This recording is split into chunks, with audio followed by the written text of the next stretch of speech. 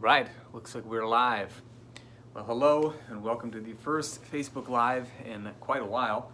I wanted to do this one because I've been playing around a lot with loaded carries lately in a wide variety of different ways, and I thought that I would impart upon you fine people some of the things that I've been doing that I found to be particularly effective. And one of the reasons that I like loaded carries in general is because, we like to talk a lot about like carryover, like what one movement will help you to do in other movements. And I've got an email coming out about this shortly, but meaning within the next couple of days, but I remember hearing something Matt Fury was talking about a gentleman from Canada who just did loaded carries every day, and he had like huge impact on his physique, his strength, his ability to do other movements, particularly in the world of calisthenics, and like namely his push-ups and pull-ups increased, and he hadn't even been practicing them, and they still improved. And I think anytime that you can find something that is going to do that, you've got a real winner. Like we know that with kettlebell training, for instance, at least the ballistic lifts help a lot of different qualities that people are trying to improve on, such as explosive power, speed, stamina, things like that. But the same thing goes with loaded carries. And it makes sense if you think about it, because if you think about kind of the impact that you would get from crawling, let's say, which is another gait pattern movement, you've got a lot of different muscles being worked all at the same time and all in unison. So your body learns how to work the way that it's supposed to, and not just in parts. Although there's certainly a place for that, it's not all the time and not every place. So this is going to be a really short Facebook Live, because I'm not going to go over every possible variation of the loaded carries, but I'm going to go over a few that I think are especially useful and that not very many people really focus much on. So for instance, one of them that I think is very helpful is being able to carry with open hands, because usually when we're carrying a kettlebell, we're just grabbing it by the handle and going like that. But I remember a number of years ago, I was when I was still living in Jerusalem. I was helping out a friend of mine move I think it was a refrigerator, not a refrigerator, it was a washer or a dryer or something like that.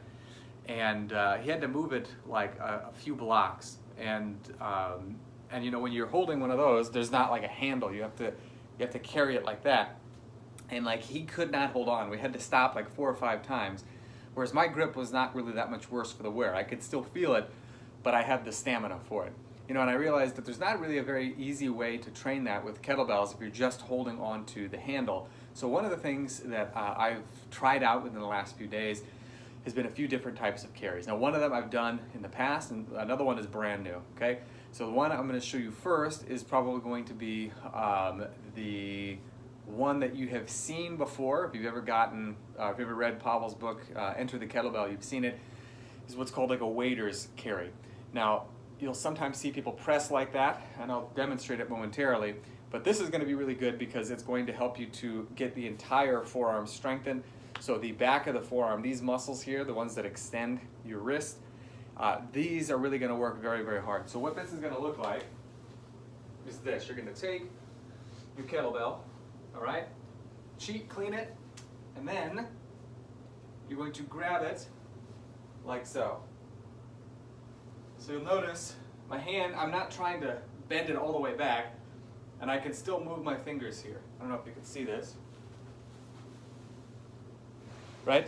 But I'm holding it in this position, like so, and it's kind of just on the butt of my hand here, similar to if I were doing a bottoms up thing. So I've still got some extension in my wrist, but I'm not trying to bend it back as far as possible.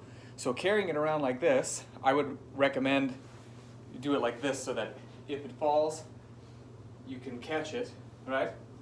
But it's easy to switch, just like so.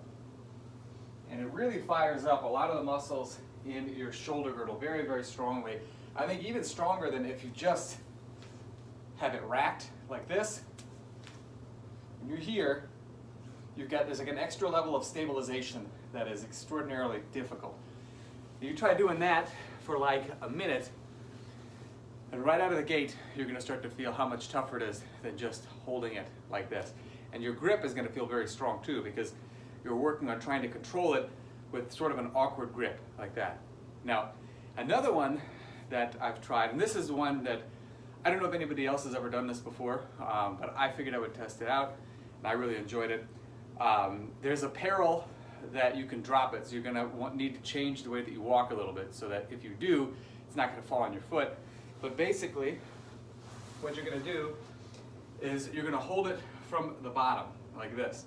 So what I did is bend it one way, like so, and then pick it up like this. You want to keep your elbows straight, and also you want to fight the urge to do this. You want to stand up nice and tall, and you're going to take a walk just like so. And then to set it down, you're going to squat, or you can do a deadlift. Either one's perfectly fine. Squat is like perfect. And just release, like so.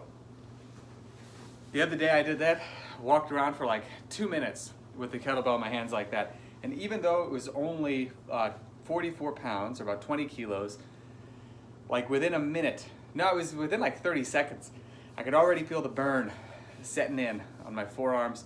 I managed to make it a full 2 minutes, but it was very, very tough. So you go very light with these, and this is going to allow you to get more use out of your lighter kettlebells, both of these movements, so that you can still build a lot of strength. And what's really important is you can build your grip in sort of an odd angle that you're not used to with your regular kettlebell training. So swings, where you've got your hands gripped around the bell like that, wide variety of other things where you have a more advantageous grip. Good for your grip, but it's equally good for the grip to have a tougher, more awkward position to hold, whether it's like this or holding like that. And again, it's not very easy to do with a kettlebell normally. So if you make these adjustments, I think you're going to find that you get a lot of grip strength out of it, and you'll be able to apply that to your favorite kettlebell and calisthenics movements. All right? So give that a try. Let me know in the comments below how you liked it. And as always, have fun and happy training.